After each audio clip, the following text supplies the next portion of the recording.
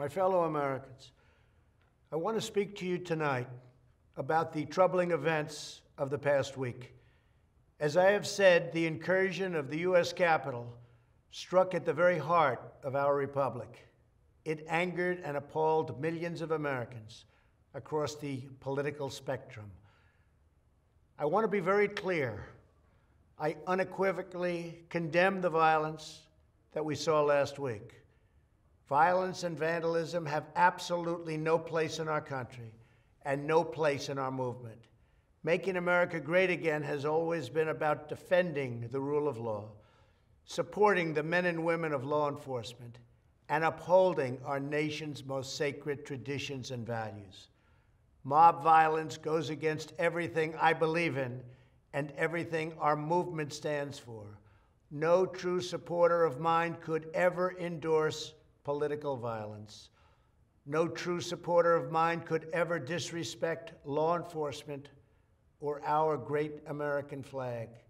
No true supporter of mine could ever threaten or harass their fellow Americans. If you do any of these things, you are not supporting our movement, you are attacking it, and you are attacking our country. We cannot tolerate it.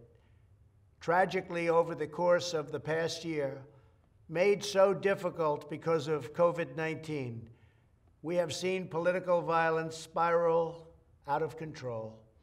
We have seen too many riots, too many mobs, too many acts of intimidation and destruction. It must stop. Whether you are on the right or on the left, a Democrat or a Republican, there is never a justification for violence. No excuses, no exceptions. America is a nation of laws. Those who engaged in the attacks last week will be brought to justice.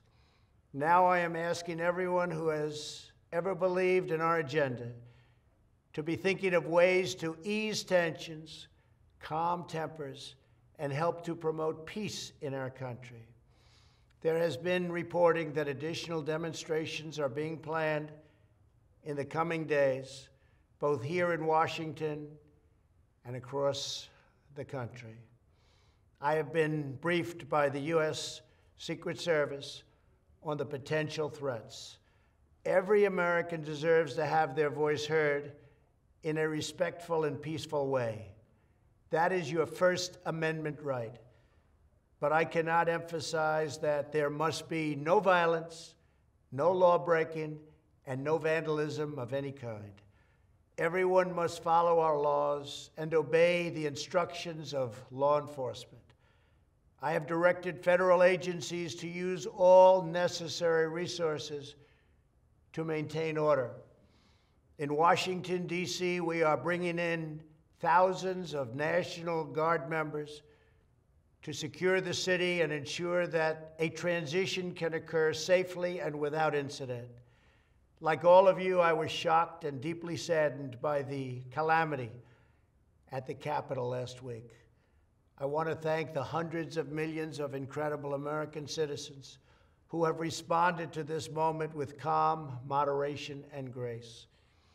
We will get through this challenge just like we always do. I also want to say a few words about the unprecedented assault on free speech we have seen in recent days. These are tense and difficult times.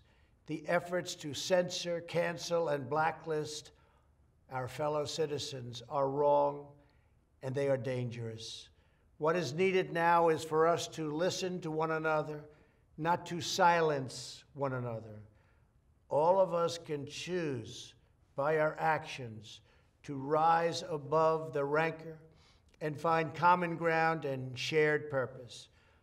We must focus on advancing the interests of the whole nation, delivering the miracle vaccines, defeating the pandemic, rebuilding the economy, protecting our national security, and upholding the rule of law. Today, I am calling on all Americans to overcome the passions of the moment and join together as one American people. let us choose to move forward united for the good of our families, our communities, and our country. Thank you, God bless you, and God bless America.